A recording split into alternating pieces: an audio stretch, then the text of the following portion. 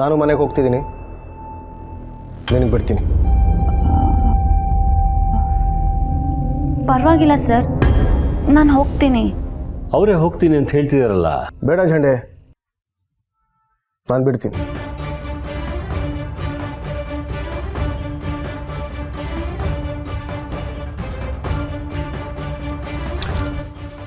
Let's move. Sir. Yes, Meera? Anu? You're here? Sir. These are your medicines. Yeah. Anu? ನೀನೇನಿಲ್ಲಿ? ನಿನಗೆ exams ಇಲ್ವಾ? ಇದೆ ma'am, ಆದರೆ ಸರ್ರಿಗೆ ಹುಷಾರಿಲ್ಲ ಅಲ್ವಾ, ನೋಡ್ಕೊಂಡು ಹೋಗೋಣ ಅಂತ ಬಂದೆ. ವಾಟ್? ನೀನೇನು ಡಾಕ್ಟರಾ ಬಂದು ಪೇಷಂಟ್ ವಿಸಿಟ್ ಮಾಡ್ಕೊಂಡು ಹೋಗೋಕ್ಕೆ? ನಮ್ಮ ಸರ್ಗೆ ಈ ಥರ ಜಸ್ಟ್ ವಿಸಿಟ್ ಫಾರ್ಮಾಲಿಟೀಸ್ ಎಲ್ಲ ಇಷ್ಟ ಆಗಲ್ಲ. ಮೀರಾ, ಅವಳೇನು ಜಸ್ಟ್ ವಿಸಿಟಿಗೆ ಬಂದಿಲ್ಲ, ಅವಳು ಡಾಕ್ಟರ್ ಕೆಲಸನೇ ಮಾಡಿದ್ದಾಳೆ. ಅವಳು ಮಾಡಿಕೊಟ್ಟು ಟೀ ಕುಡಿದು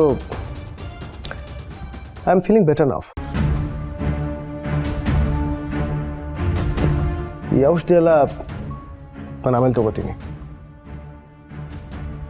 ಥ್ಯಾಂಕ್ ಯು ಮೀರಾ. ಅನು, ಜೆಂಡೆ, ಲೆಟ್ಸ್ ಲೀವ್.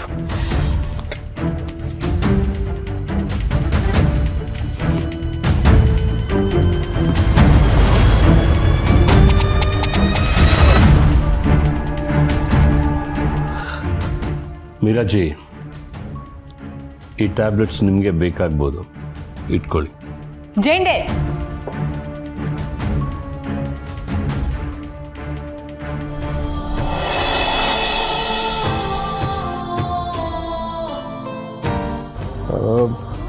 ಝಂಡೆ, ನೀನು ನಮ್ಮ ಜೊತೆಲೇ ಬಂದ್ಬಿಡು.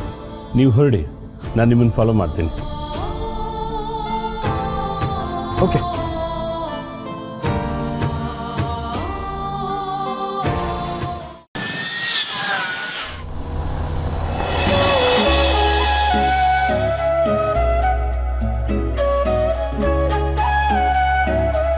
ಸರ್, ನಿಮಗ್ ನೆಗಡಿ ಕೆಮ್ಮು ಬಂದಿದ್ದು ಒಂದ್ ರೀತಿಲಿ ಒಳ್ಳೇದಾಯ್ತು. ಇಲ್ಲ ಅಂದಿದ್ರೆ ನಾನ್ ಬರ್ತಾನೆ ಇರ್ಲಿಲ್ಲ. ನೆಗಡಿ ಕೆಮ್ಗೂ ಒಂದ್ ಥ್ಯಾಂಕ್ಸ್ ಹೇಳ್ಬೇಕು ಅಲ್ವಾ ಸರ್? Butterfly effect. ಬಟರ್ಫ್ಲೈ ಎಫೆಕ್ಟಾ? ಹಾಗಂದ್ರೆ ಸರ್? ಅಂದರೆ ಪ್ರಪಂಚದ ಯಾವುದೋ ಮೂಲೆಯಲ್ಲಿ ಚಿಟ್ಟೆ ರೆಕ್ಕೆ ಬಡಿದ್ರೆ ಇನ್ಯಾವುದೋ ಮೂಲೆಯಲ್ಲಿ ಭೂಕಂಪ ಆಗುತ್ತೆ. ಅದೇಗ್ ಸರ್? ವಿಜ್ಞಾನದ ಪ್ರಕಾರ ಅದು ಸಾಧ್ಯ. ನಾವು ಇಷ್ಟಪಡೋರನ್ನ ಹೇಗಾದರೂ ಮಾಡಿ ಸೇರಬೇಕು ಅಂತ ಆಸೆ ಪಟ್ಟರೆ ಇಡೀ ಪ್ರಪಂಚನೇ ಅದಕ್ಕೆ ಸಾಥ್ ಕೊಡುತ್ತಂತೆ. ನಿಜ ಸರ್, ನಾ ನಿಮ್ಮನ್ನ ಹೇಗಾದ್ರೂ ಮಾಡಿ ನೋಡ್ಬೇಕು ಅಂತ ಅನ್ಕೊಂಡಿದ್ದೆ. ನೋಡಿ, ಈಗ ನಿಮ್ ಪಕ್ಕದಲ್ಲೇ ಕೂತಿದ್ದೀನಿ. Butterfly effect is working sir. ಆದರೂ ಪರೀಕ್ಷೆ ಸಮಯದಲ್ಲಿ ನೀನು ಯಾಕೆ ಬರೋಕೆ ಹೋದೆ? ಸರ್, ನೀವು ಮತ್ತೆ ಶುರು ಮಾಡ್ಕೊಂಡ್ರಾ?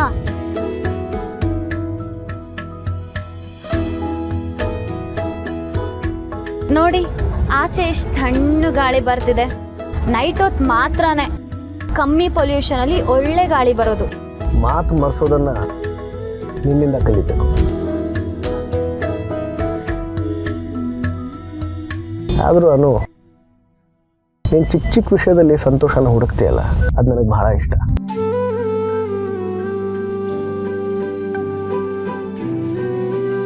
Thank you. ನೀನು ಬಂದು ನನಗೆ ಚಹಾ ಮಾಡಿಕೊಟ್ಟಿದ್ದಕ್ಕೆ. Welcome sir.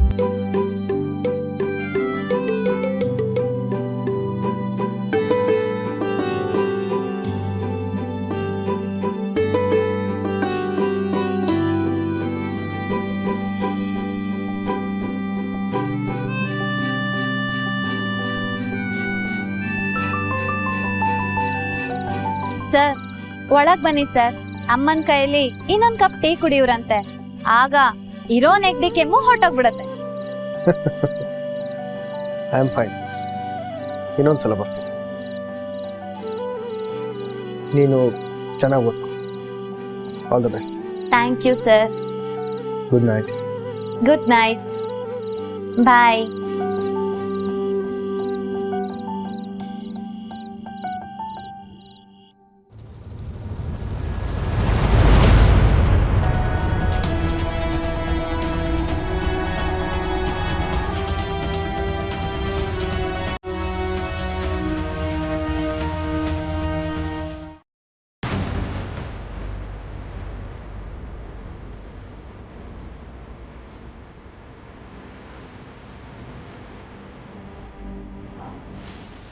ಅಪ್ಪ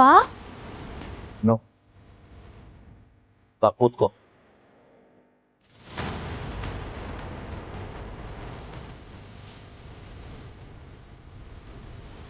ಅಪ್ಪ ಏನಾಯ್ತಪ್ಪ? ಯಾಕೆ ಹೀಗೆ ಕೂತಿದ್ದೀರಾ? ಮತ್ತೆ ಅಂಗಡಿಲಿ ಏನಾದರೂ ಪ್ರಾಬ್ಲಮ್ ಆಯ್ತಾ ಅಪ್ಪ? ಏನಿಲ್ಲಮ್ಮ. ಆಫೀಸ್ಗೆ ಹೋಗಿದ್ಯಾ? ಹೌದು ಅಪ್ಪ, ಆರ್ಯ ಸರ್ಗೆ ತುಂಬ ಹುಷಾರಿರಲಿಲ್ಲ. ಶುಂಠಿ ಟೀ ಮಾಡ್ಕೊಟ್ಬಿಟ್ಟು ಬರೋಣ ಅಂತ ಹೋಗಿದ್ದೆ. ಆರ್ಯ ಸರಿ ಡ್ರಾಪ್ ಕೊಟ್ರಾ? ಹೌದು ಅಪ್ಪ, ನಾನು ಹೋಗ್ಬಾರ್ದು ಅಂತಾನೆ ಅಂದ್ಕೊಂಡೆ. ಆದರೆ ಅವ್ರ ವಾಯ್ಸ್ ಕೇಳಿದ್ಮೇಲೆ ತುಂಬ ಹುಷಾರಿಲ್ಲ ಅಂತ ಗೊತ್ತಾಯ್ತು ಅಪ್ಪ. ಅದಕ್ಕೆ ಹೋಗಿದ್ದು ತಪ್ಪಲ್ಲ, ಬಂದಿದ್ದು ತಡ ಆಯ್ತಲ್ಲ, ಅದಕ್ಕೆ ಭಯ ಆಯಿತು. ಅದು ಅಲ್ಲದೆ ಅಷ್ಟು ದೊಡ್ಡ ವ್ಯಕ್ತಿ ನಮ್ಮ ವಠಾರದ ಮುಂದೆ ಡ್ರೈವರ್ ಥರ ನಿಂತ್ಕೊಳ್ಳೋದು ಅಂದರೆ ಅದು ನಮ್ಮದು ಮಿಡ್ಲ್ ಕ್ಲಾಸ್ ಕುಟುಂಬ. ನಾಳೆ ಊಟಕ್ಕೆ ಇವತ್ತು ದುಡಿಬೇಕು. ನಮ್ಮಂಥವ್ರ ಮನೆ ಹೆಣ್ಮಕ್ಳು ಅಂದರೆ ಎಲ್ಲರೂ ಬಹಳ ಅನುಕಂಪದಿಂದಾನೇ ನೋಡ್ತಾರೆ. ಎಲ್ಲರ ಉದ್ದೇಶ ಒಳ್ಳೇದೇ ಆಗಿರಲ್ಲ ಅಲ್ವಾ? ಅಪ್ಪ ನಾನು ಆರ್ಯ ಸರ್ ಬಗ್ಗೆ ಹೇಳ್ತಾ ಇಲ್ಲ. ಅವರು ಕೋಟಿಗೊಬ್ಬ, ಆದ್ರೆ ನೋಡೋರ್ ಕಣ್ಣು ಒಂದೇ ತರ ಇರಲ್ಲ ಅಲ್ವಾ? ನಾವು ನೋಡ್ಕೊಂಡು ನಡಿಬೇಕು. ಅರ್ಥ ಆಗುತ್ತೆ ಅಂತ ಅನ್ಕೋತೀನಿ. ಅಪ್ಪ ಚಿಕ್ಕ ವಯಸ್ಸಿಂದನೂ ನನಗಿದನ್ನೆಲ್ಲ ಹೇಳ್ಕೊಟ್ಟೆ ಬೆಳೆಸಿದ್ದೀರಾ ಅಪ್ಪ. ನಿಮ್ಮ ಮಾತನ್ನ ನಾನು ಯಾವತ್ತೂ ಮರೆಯಲ್ಲ ಅಪ್ಪ.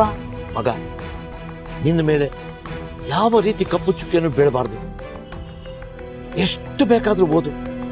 ಏನು ಸಾಧಿಸ್ಬೇಕು ಅನ್ಕೊಂಡಿದ್ಯಾ ಎಲ್ಲವನ್ನು ಸಾಧಿಸು. ಯಾರ ಮಾತು ತಾಕಬಾರ್ದು. ಅಷ್ಟು ಎತ್ತರಕ್ಕೆ ನೀನ್ ಬೆಳಿ. ಹೋದ್ಸಲ ಹುಡುಕಿದ ಹುಡುಗ ನಿನಗೆ ಇಷ್ಟ ಆಗ್ಲಿಲ್ಲ, ಆದ್ರೆ ಈ ಸಲ ನೀನು ಯಾವುದೇ ಕಾರಣಕ್ಕೂ ಬೇಡ ಅನ್ಬಾರ್ದು.